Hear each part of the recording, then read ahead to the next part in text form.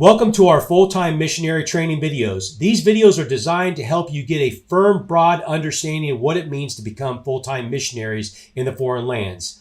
These videos will be a massive blessing and it will help you get started right in the mission field. Please subscribe to this YouTube channel because what we're going to do is be continually uploading content that will be valuable to you to help you in your work in the foreign lands. Also, if you're somebody that's wanting to get into the mission field, but you really don't know how and you need help, please contact us. There's a description in this video and we provide the link to do so. We would love to walk you through the process.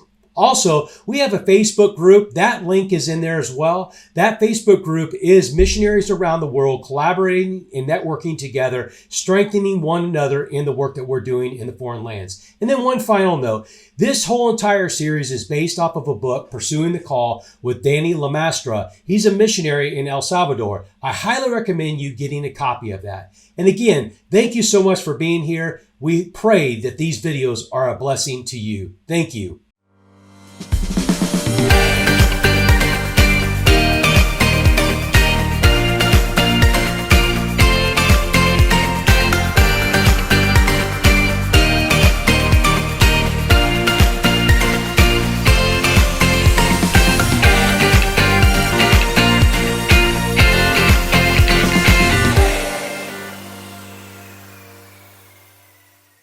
Hey, Stephen, thank you so much for joining on the Zoom call, this missionary training. Just to let everybody know that you are a missionary with Church of God, and now you guys are back in the States at this time, and more or less you're still running the mission organization, you're still working from state, you're still raising funds and so forth, and I've known you from Honduras, so you and I can kind of relate in some of the things that we're going to be talking about today. So again, thanks a lot for joining on this training video. Oh, thank you. Pleasure. Okay. We're going to be talking about two different types of culture shock. This is one video. The other one is doing culturally minded informed ministry. So this one, we're going to be dealing with dealing with culture shock because it's something that you have to deal with prior to getting to the field and once you get on the field.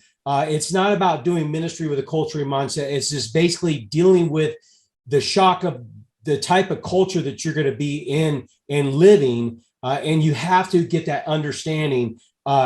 Steve and I are going to just cover the surface here. And we highly recommend that you go out and seek books that will help you further understand doing ministry or dealing with culture shock.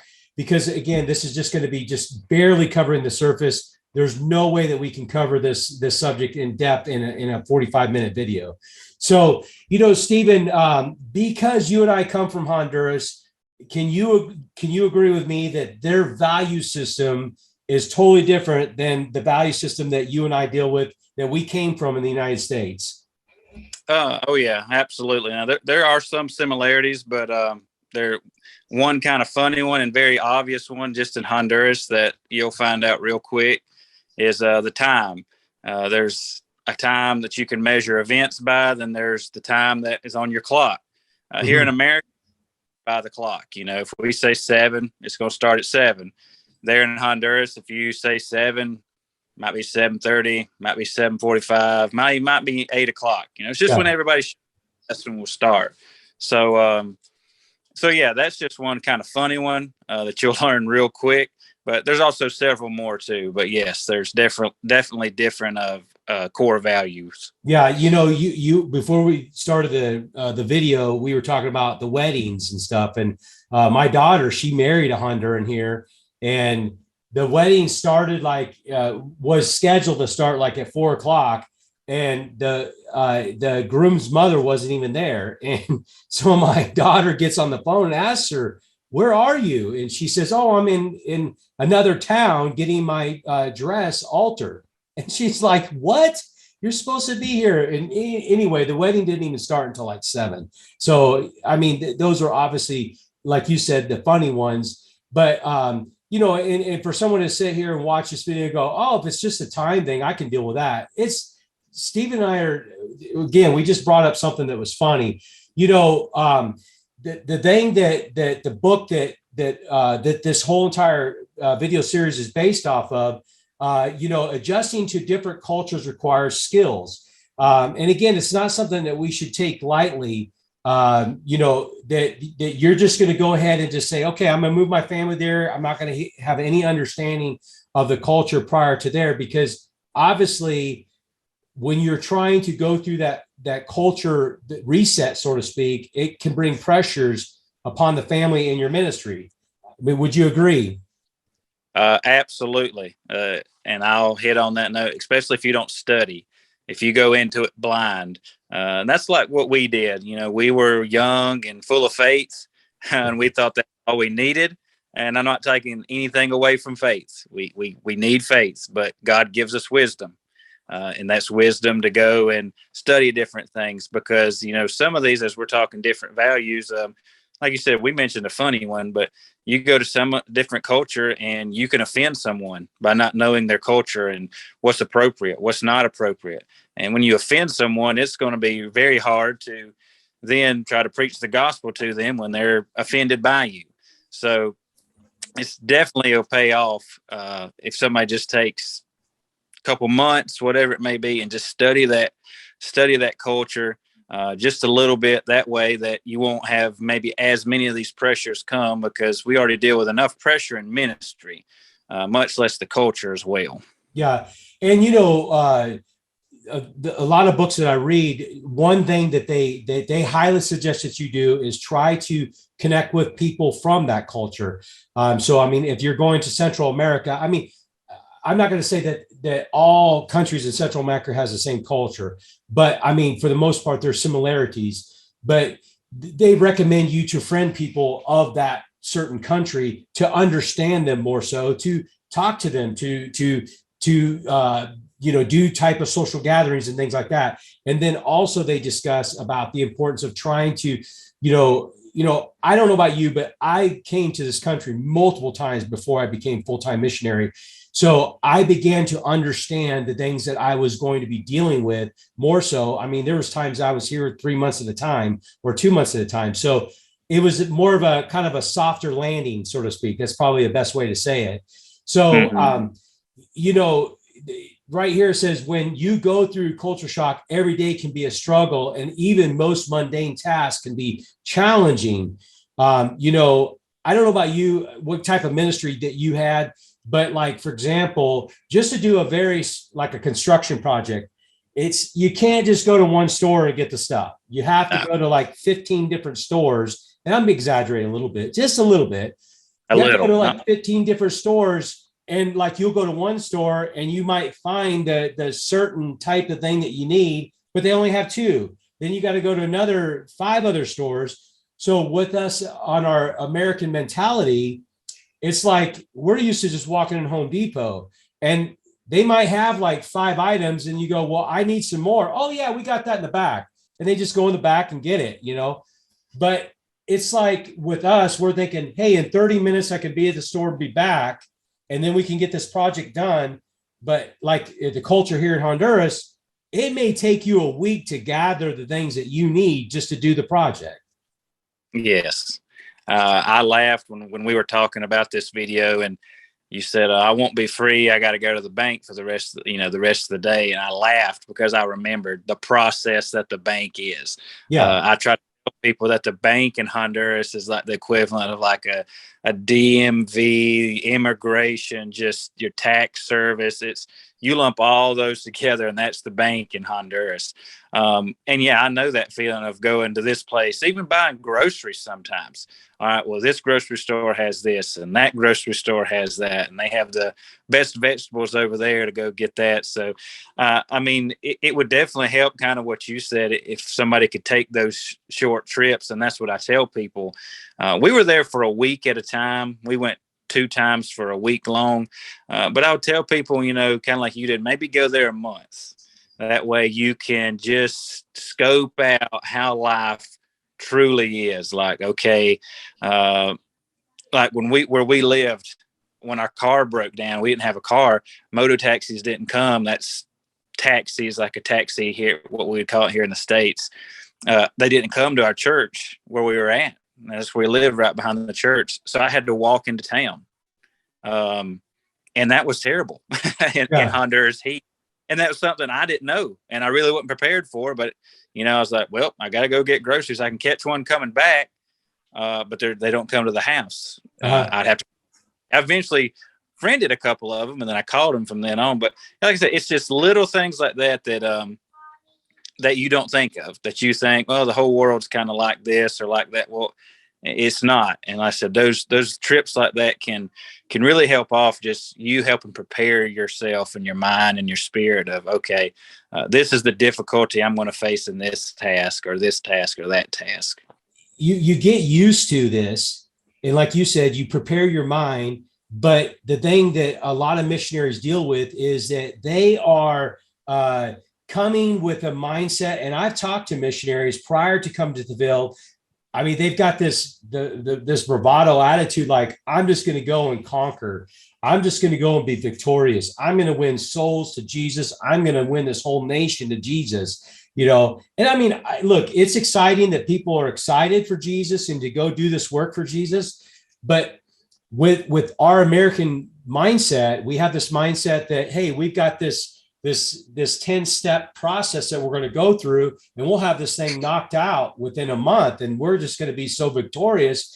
But once they get here and they begin to combat the culture, probably shouldn't say combat, but deal with the culture, all of a sudden it just starts combating their mind that they're not going to be able to fulfill these promises that they feel like those that are supporting them are demanding of them to fulfill. And now, because they're not making headway like they should be, then they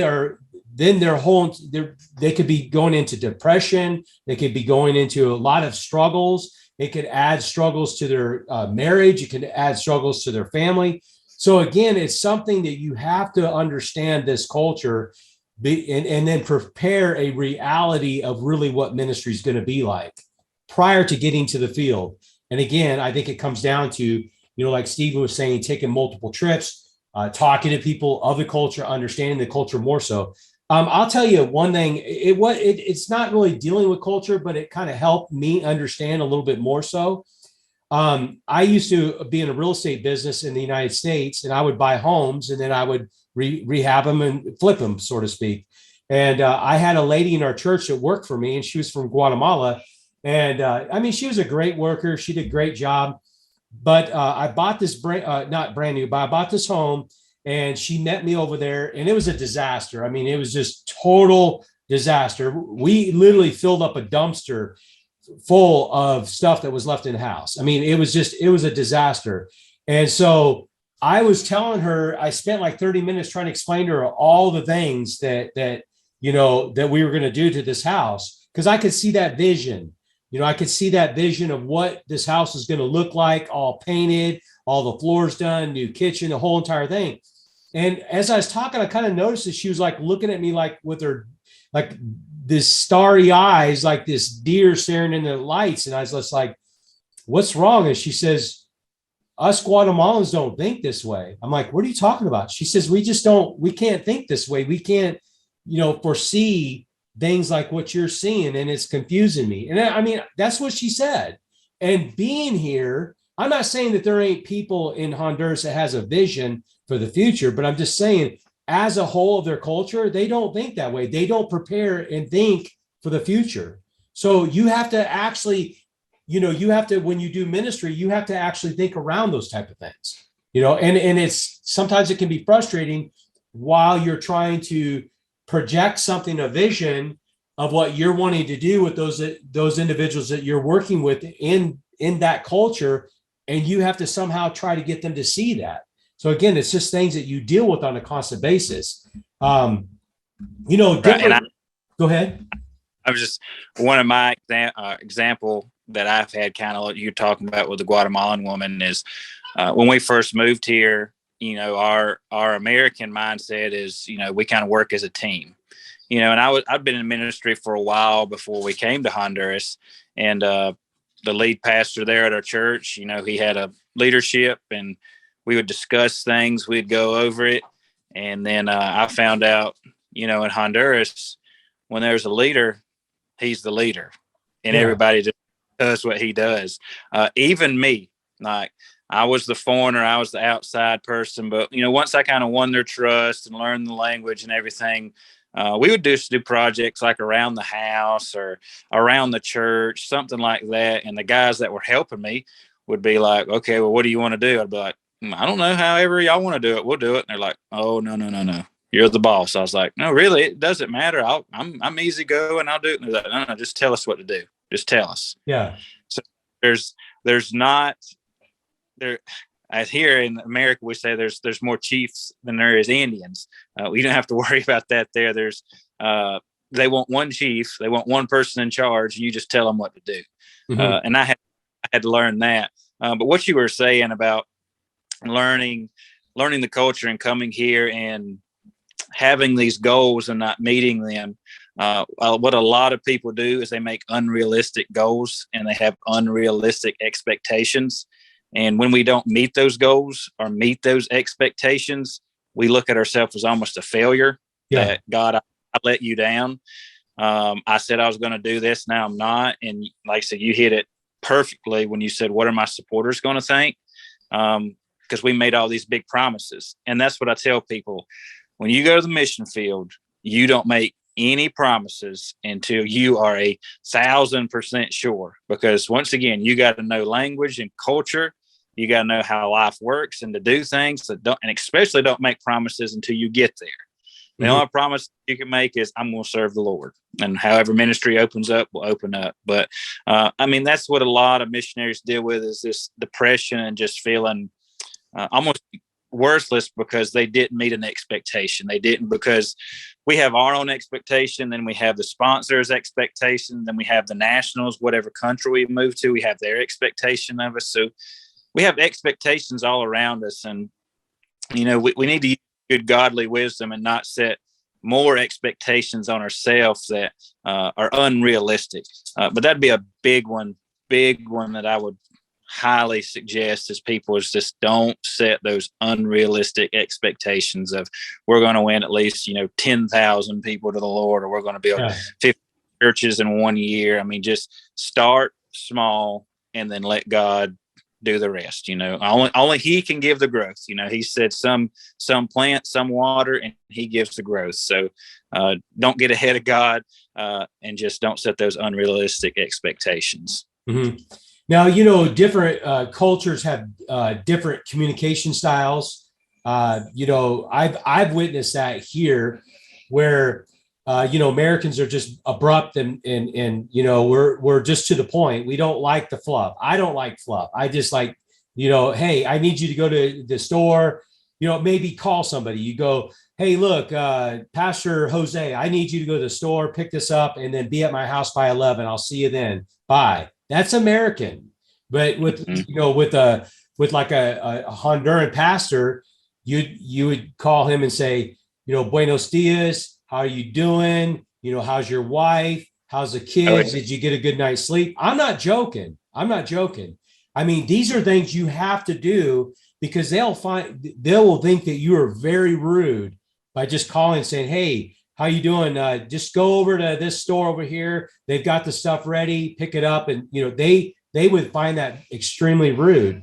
So just even the way you communicate, one thing that I've noticed in some of our meetings, as much as I try to get them to show up on time, the meeting starts at 8:30. Invariably, there's going to be someone that comes in at 8:50, and there's going to be, 50 people sitting there in their chairs. They're going to go to, I'm not going to say to every one of them, but they're going to go to that whole row and shake everybody's hand as they're going in to the meeting. Now, we as Americans would find that very rude. Like, we'd be like, you're interrupting my meeting, but to them, it would be rude for them not to shake people's hands and say hello, even though they're late to the meeting. So again, just different ways of communicating. Have you dealt with anything like that as far as communication? Definitely. I don't know if I offended anybody or made them mad, but I'm from the South, and even more, I'm from Appalachia. I'm right there in the mountains. So when you said when people call, that's how we do here. Like, we call them, how's your mama? How they doing? And it's just there's a lot of people, as I tell Candace, like if I'm going over to somebody's house, like I'll just tell her, like, it's going to be a while. Like I'm just going to do one thing, but I know they're going to talk like this. So I was kind of used to that. But even like in our culture or mine, like if I needed something from, if I was friends with somebody, if I needed something, I'd just send them a message at middle of the day, whatever. But kind of like what you were saying, you're just to the point. Hey man, can I come over here and borrow this? Or can you come over here and do this today? But, and it goes to what you're saying. But in Honduras, didn't matter what time of day, it could be in the morning. They would go, good morning. How are you? God bless you. I hope your day is going well. And then they would always have a greeting. And then I learned that I was like, I probably need to start greeting them the way they're greeting me. Yeah. And so then I do the same thing. Good afternoon, Pastor. I hope your day's doing well. So, God bless you. And, so, yeah, I mean, there's just little things like that would go a long ways because, us Americans, we already have kind of a negative outlook sometimes on life, like other countries looking in on us. So it would do good that we could kind of diminish that we could do everything in our power, not to let somebody look at us in a negative way because of our. Now, they may look at us different countries of our Christianity, but just because of our culture, we need to learn to just put the American mindset down sometimes and not be offended. Like when you said, when those pastors come in late and start talking to everybody and blessing them, God bless you, because, that's them. They have to greet everybody. Got to greet everybody. So, and then we could get mad and say, just go sit down. You're already late to this meeting. And we'd probably offend that pastor and he may never come back meeting. And, we do more harm to the kingdom than good. So it just goes back to preparing yourselves. Yeah. And, I'll tell you a funny thing here. We had a pastor come from Michigan and he does a lot of mission work in Africa. And I don't know how we got on the subject, but we were talking about like these Facebook messages that I would get from ministers in Africa. Like I had a friend that was a missionary, went there, and then I posted something on his Facebook or commented or something. All of a sudden I started getting all these friend requests from people in Africa. And, it's like, glory to God in the heavens. And just, I mean, they would just go on and on and on and just, God bless your second born, just on and on. I'm just thinking, who talks like this? And I mean, all their, why would they even message me like this? And it rubs me the wrong way, and he's just like, you got to understand, that's how they are. They will introduce, to their cousin or to their friend. And they do that all the time. And like, we'll have a church service and there might be 10 pastors in the church service. And they will have all the 10 pastors get up and introduce themselves. And they do the same thing. It takes at least 5 minutes for each one to introduce themselves. And it's just the culture. It's not because they're trying to schmooze me to get me to accept their friend request. That's just who they are. So it's just, we got to learn these type of things because again, us Americans, instead of being rubbed the wrong way and getting upset about stuff like this, it's just who they are, it's just how their culture is.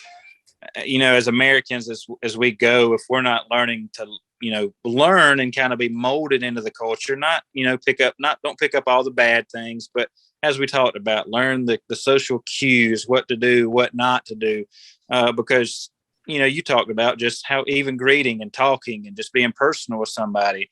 Like I said, here in the South, we're laid back most of the time. We're laid back, easygoing type deal. Most of the towns, everybody knows everybody type deal. And then you get people from out of town, like you might get somebody from New York, New Jersey. They're used to the city life and they can be very crude and abrupt and harsh and they don't mean anything by it. Yeah. We have a couple in our church and they're great people. But sometimes I'll just look at them and be like, do you not realize how rude you're being right now? Like, that's what I want to tell them. But I'm like, they're just from a different city. They're from a different, even culture with here in America.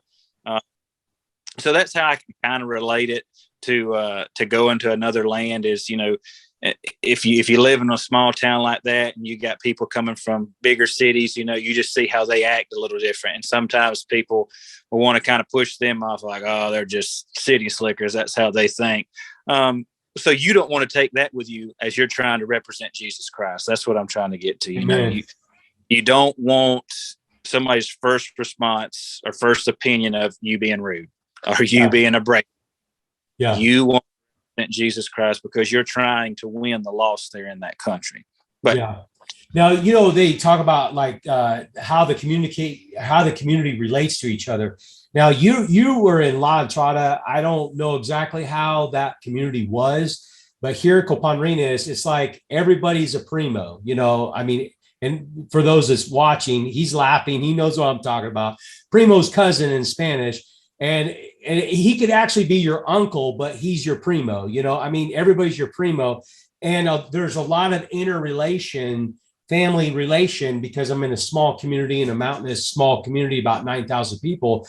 So the just kind of the thing here is that they always say, if you're a gringo, you're not going to win, like a legal battle or whatever. You just might as well give it up because a Honduran's going to win every time. Well, my friend was having a legal issue, and he actually took it to court and won. And everybody, or some people, were shocked. And he asked somebody, he said, the problem of it is he's not a Copaneco. And again, what's a Copaneco? It's somebody from Copandrinas. They call him a Copaneco. So he's not a Copaneco. He's somebody from another community that owned this home. And that's why you won, because, you literally truly had a legal case. But if he was a Copaneco, you would have never won. So it's how the community relates to one another. They are truly a family here locally, and like in where we're from in the States, like my daughter, I said, well, who's your neighbor across the hallway? She lived in an apartment house. She says, I don't know.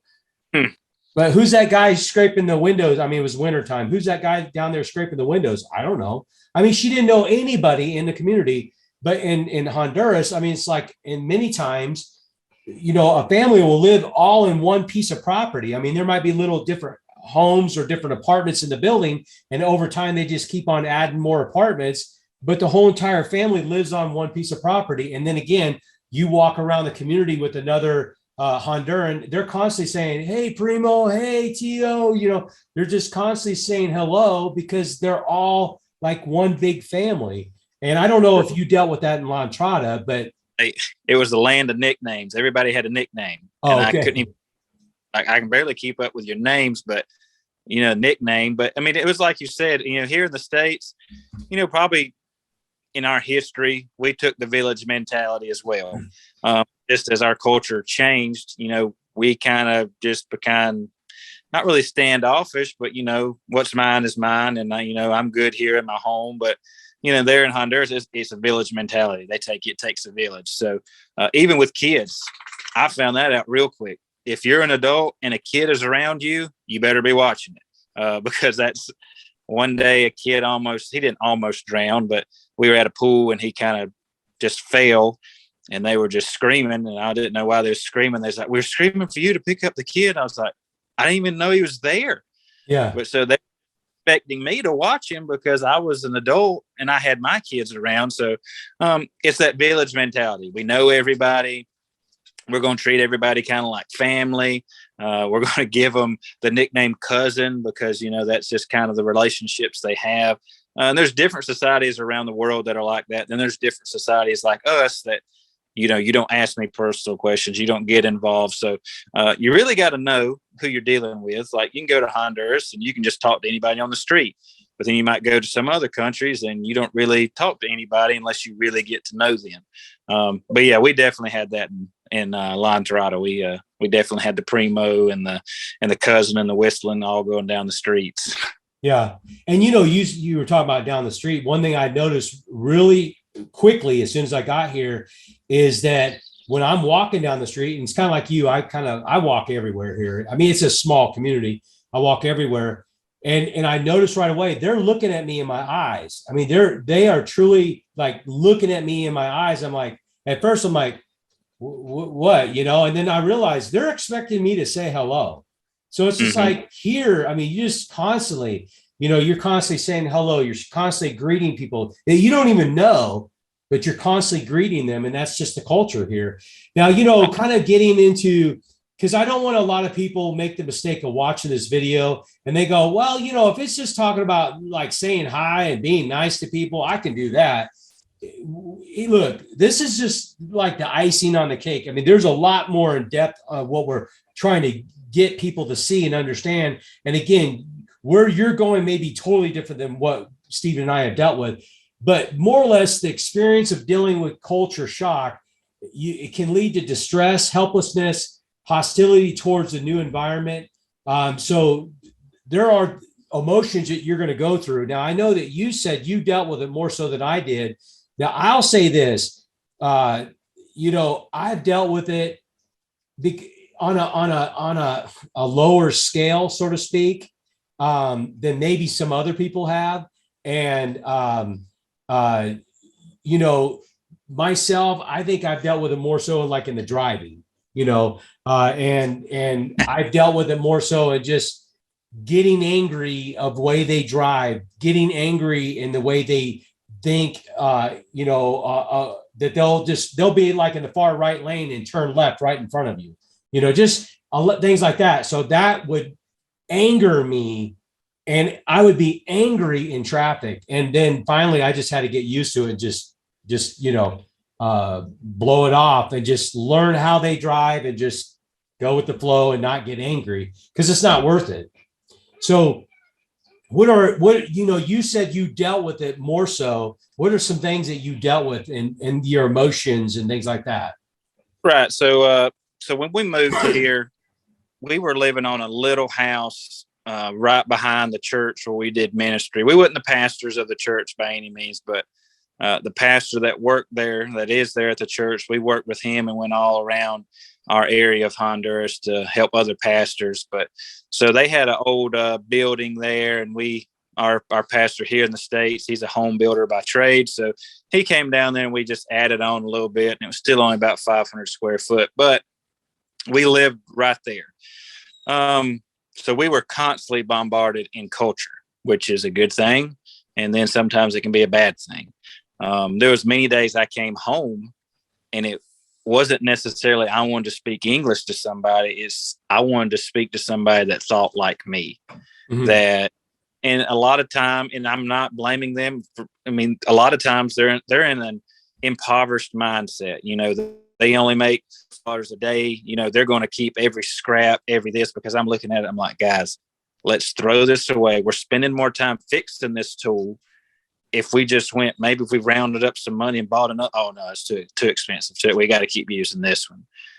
And finally I was like, I'll donate this tool so we can just hurry up and finish this project. But, there's a lot of things that come into it because, just the books I've read after I already had my big culture shock was, you're going and it's like an out of womb experience. When a baby is born, they want to give it to the mom as quick as possible. Now I know there's certain situations that can't happen, but they want the baby to bond immediately with this mother. And so when you come into this new world, you're like an infant and you're just every sight, every sound, you're taking it all in. And as I tell people, there's a honeymoon phase. Like you're going to love it. And even the bad things aren't going to be bad. Like, oh, it was 110 today and we don't have air conditioning. Oh, but no big deal. It's fine. We love it here. God's called us, you deal with that. But then eventually you start learning like an infant. You're trying to learn to do different things. But, I have a toddler right now and he gets frustrated when he can't do something. When he's trying to take a toy out of one of those jars and it needs to be turned sideways, but yet he's just banging it against it like he's just screaming. It frustrates himself. And that's where we find ourselves. We just get frustrated. Like we don't understand why things are the way they are. Like, why do I have to go to the bank to pay the taxes on my car? I have to wait in a 2-hour line. I've got other things to do. I've got kids to pick up from school and I've got this and that. Why is it like that? And then as you get into the language and you can't communicate yourself, like, what? I just want to be able to tell you how I feel, but I can't. It's almost like a baby, you got to learn how to talk. And so that's where the culture comes in. You have to learn everything over again. And it's hard. It's very hard. I'm not saying it's impossible. I'm not saying you'll go through depression or anything like that. If you prepare yourself, if you prepare yourself for this culture and you do your homework, you'll be all right. A lot of times it's like a doctor going to school. They put in all the work there. Then the first time they go to the ER and somebody comes in with a bad bleed, they may hit the floor. They may pass out. That happens. But that doctor gets used to it. And then, years later, maybe even a couple of weeks later, he's prepared for the job. Blood doesn't bother him anymore. And now he has the knowledge and he has the experience. So a lot of times we can have the knowledge of this culture, but when we get there, it might be kind of throw us for a curve, but we've studied a little bit. We kind of know it a little bit better. And a lot of this only reason how we overcame it was through the help of the Holy Spirit. Like we knew he knew Jesus sent us there. Like we knew for a purpose. And that was our main thing is we know we're called here. Yeah. We know we're called. He can help. So, and us, it's like Holy Spirit, just give me understanding and just give me peace. But, we'll have peace to the people out there, but then we'll just be building up inside of us. And when we get home, we got all this frustration. Kind of like you said about the driving, my gosh, they just did this. I've had people cut me off all day, and you've held it in because you just wanted to blow on the horn. You wanted to holler at somebody. You've held it in. Then when you get home, your wife is there or your kids are there and they do just the littlest things and you want to blow up at them. So it's a learning curve. You have to learn to deal with your frustrations. You have to learn to deal with your emotions, and don't be afraid to talk about your emotions or your frustrations. God gave you a spouse, a blessing for a reason. You can talk to each other. Mm-hmm. You can talk to the Lord. You can give him all your cares and all your burdens. And what I highly recommend from anybody is I'm such a big fan of what you're doing here and trying to get this support for missionaries is, have somebody in your corner that you can call and be like, or just go back to like, oh my, it's just so tough today. It's incredibly tough. We don't know how we're going to do it tomorrow. Just so that they can talk you down. Because sometimes we'll talk ourselves and we're about to jump off that cliff. Yeah. I just, know what? It's okay. We've all been there. We've all wanted to quit. We've all wanted to throw in the towel, but it's okay. It's okay. You're going to have bad days. And it took us, it isn't going to be a week thing. You can learn it, but then having to integrate yourself in it and adapt to it is a whole nother thing. And that takes time. That takes process, just like it takes time for a baby to learn to walk. It's going to take time. What we said earlier, unrealistic expectations. Don't think you're going to go somewhere and learn the language in a week and learn the culture in 2 days. Just take your time, take it all in, learn as much as you can, because the more you can learn, the more you can prepare yourself. And then when that ministry door opens, you'll know way more. You know cues, what not to do, what to do, and mm-hmm. you can better represent Christ to this person. So, the culture shock, it did make me in feelings kind of feel depressed. Mine wasn't really so depressed. My wife dealt with depression. Mine was just frustration and anger, kind of like you said with the driving. Mine was just frustration and anger. And, so I had to learn to channel that, not to my family when I got home, because it wasn't their fault. They weren't out in it. I had to learn to, okay, I've got to learn to deal with this. This is just the culture here. They mean nothing by it. I've got to learn to live in it. And then this frustration, I have to learn to do something else with it. Go take a walk, get the machete and go help the boys cut the grass out there, whatever it takes, but don't take that home, because as I say, I'm not going to try to win all of Honduras and lose my family. Yeah. I'm not going to come home and, just give them the brunt end of everything. But yeah, it's definitely a learning curve, and it's definitely real. Yeah. In the book, he suggests that you got to give yourself a year. I'm not going to say it's going to take a year, but he said that many times missionaries will want to quit, and that he says that you should at least give it 1 year and just go through it. By the end of the year, your mental, emotional state will have improved greatly. And then for several months on end, it may seem like life will never get better, but you'll likely find that turning point at the end of the year. Now, kind of as what you were saying, what I've saw in my life is that you learn to kind of dodge and weave, if that makes sense. You just learn, okay, I got to go to the hardware store, but it's going to close at 12 before lunch. So I got to go now. You just kind of learn this type of stuff. You kind of learn, like you said, with the bank. I bank at a bank here that's online is great. So I literally never go to the bank. Everything's transferred down. I do everything. I pay all my bills through the banking, and then I use the ATM machine. I never go inside. So, these are just things I've learned. And then you just kind of learn how to kind of dodge and weave on the way the society runs as far as stores, what stores is going to have what's this, that. And now it's like just life is normal to me now. I'm not saying I'm living like a gringo now, like an American here. I kind of live like a Honduran and flow in that society. And it's like normal to me. So, right. But it took time to get there. And now I just I know how to flow in the society, and I have a very peaceful life. So I think you just have to be willing to give it that time. And one thing that you said, you knew you were called there, and you allowed the Holy Spirit to give you that peace. And then the other important thing was having someone you could talk to, our spouses, but sometimes they're going through the same thing. So someone in the United States, like a trusted friend, or like your pastor, somebody that you could trust. A lot of churches have like care teams. So there's an individual that is assigned to care for your family that you can go and talk to. Here in Honduras, we had HFMM. They had a care team, like Marcy Finn and other people we could talk to. They would actually even come and sit down and talk with your family and help you walk you through this process. So there's a lot of ways to reach out. I'm just going to read some of these things, practical steps to overcome culture shock. Take some time to get away. I know sometimes it's hard if you are on a limited budget or you have a large family, but take some time to get away. I know that we would, go to Guatemala, or we would go to, San Pedro Sula. And before we picked up a mission team, we would stay at an Airbnb just to kind of be able to go to a nice shopping or something like that. Find someone. That's exactly what we did when you said San Pedro Sula. Coming from where we were kind of in the same neck of the wood. You go to San Pedro Sula and you're like, it's like I went to a different country here. They have everything here, and that's what we did.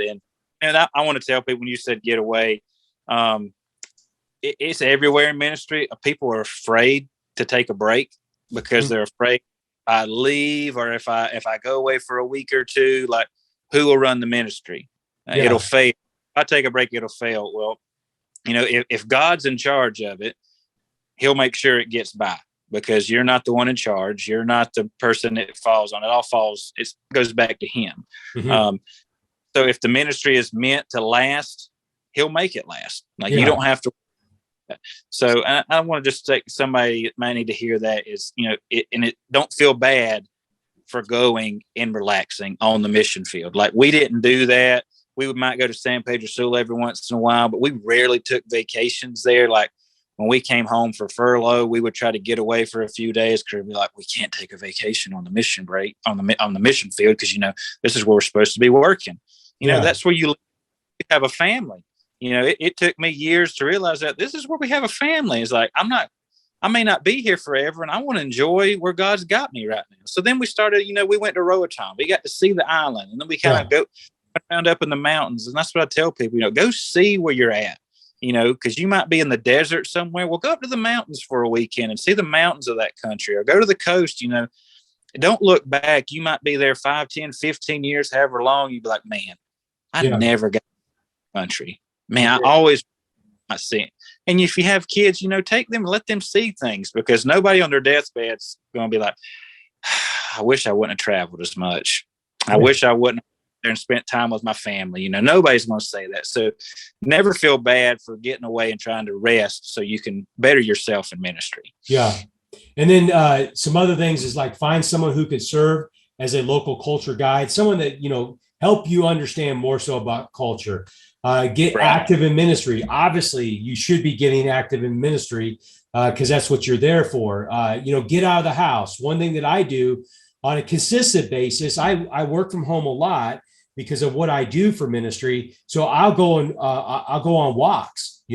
I'll do walks in the afternoon, and that helps me break up the monotony. I guess exercise, make friends of other foreign missionaries. That's one thing that I know, at least for us, we're the only missionaries here. I don't know of any other missionaries in Copanrinas, but like in San Pedro Sula, there are communities of like subdivisions where a lot of missionaries move to. So make friends of other missionaries. Go ahead.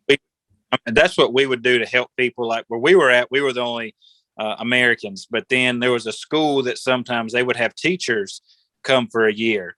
And that's what we'd find them going through this culture shock, like school not starting on time, just all the stuff involved in the school that for the sake of time, I won't mention it, but we would open up our home to them and be like, you know what? Well, just come here and we'll do hamburgers. We'll have an American meal with French fries, and you can speak English. You don't have to worry about speaking Spanish. So, I mean, that's good if that's available, just to have that time, just to go into somebody else's house that gets it and understands, and you can just speak your heart to them. But if it's there, take advantage of it. Yeah. And then we've got make local friends. I know sometimes, Americans have a propensity to kind of be cliquish, so to speak, make local friends, find things that you enjoy about the country, recognize that you don't have to love everything about the country, maintain some ties to your home culture, and then maintain a strong relationship with God.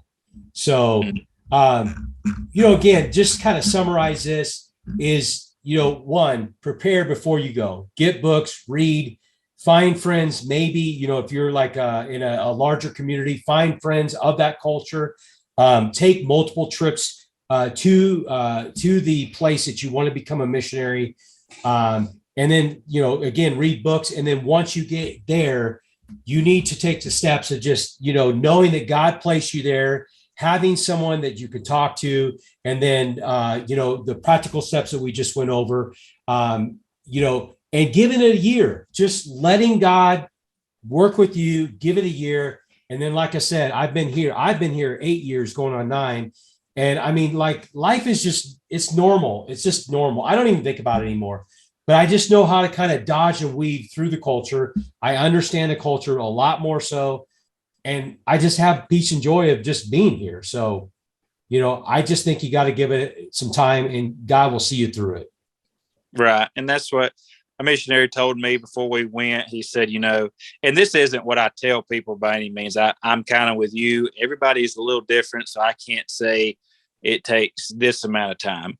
Yeah. But he said, don't do anything for language and culture. And he said, after that first year, you can do all the ministry you want. But he said, just for the first year, do that. And it was, like I told you, that for that first couple weeks, months, it was like a honeymoon. And then, like you said, we hit a funk and it was, Lord, are we going to make it? Are we really called here? And then once you get to about that year, you start making connections, you start having friendships. And when you talked about making local friends, that was one of the biggest things for us, is making local friends. It took them a while. I mean, it took them, some of them almost 2 years to really trust me. But once they did, and that's the cultural thing in Honduras, and they even say that, it's like, we're hard. We don't like trusting people, but once you have our trust, you have it. And so once I got their trust, we made some of the best friendships I've ever made in my life. Even though we're not living there, I still talk to them daily. Some of them, when my wife had to have an emergency surgery to take out her appendix, we had to go up to the hospital in the middle of the night. And so we had to give our 2 young kids to our next door neighbor. But we made such a friendship with them. We were able to do that. And it, like I said, village mentality, they called people, and there was other people come up there to help with our kids. And then the husband of the next door neighbor, my friend, he rode with us to the hospital. And he said, I was telling him, thank you, just watch the kids. He's like, oh no, I'm going with you. I was like, okay, let's go. And he went up there, and I know you kind of probably know the hospitals there, but my wife was in the bed. I was in a small couch, and he slept on the floor. Wow. Said, I don't want to leave y'all. I want to be here for y'all. And he slept on the floor. So, I mean, we would not. And when our house was robbed one time, they were there. We had people we could call, and they could, give us good wisdom and pray for us. But it's what I learned, like some of us learned over COVID when we couldn't do these things, was a hug, was an actual touch of affirmation. Those little things, just a hug, just to hear a laugh, and just to have those connections. That's what I miss the most of all from Honduras, living there. We still do the ministry, but it's the people I miss. And I know they'll aggravate you, and it'll feel like, why, God, did you send me here to these people? Yeah. But like, if you just take the time, don't rush the process, don't get ahead of God, take your time, take it all in, because you will fall in love with some people, and you'll find yourself going there a foreigner. And if God calls you out of that country, you'll leave part of a family. Amen. And that's what happened. Our family just grew. I say we don't have friends, and I don't have co-workers there. I have family in Honduras. So Amen. That's awesome. I kind of hammer that one home is make friends around you. If there's a local church there, make friends in that local church, Christians that you can trust.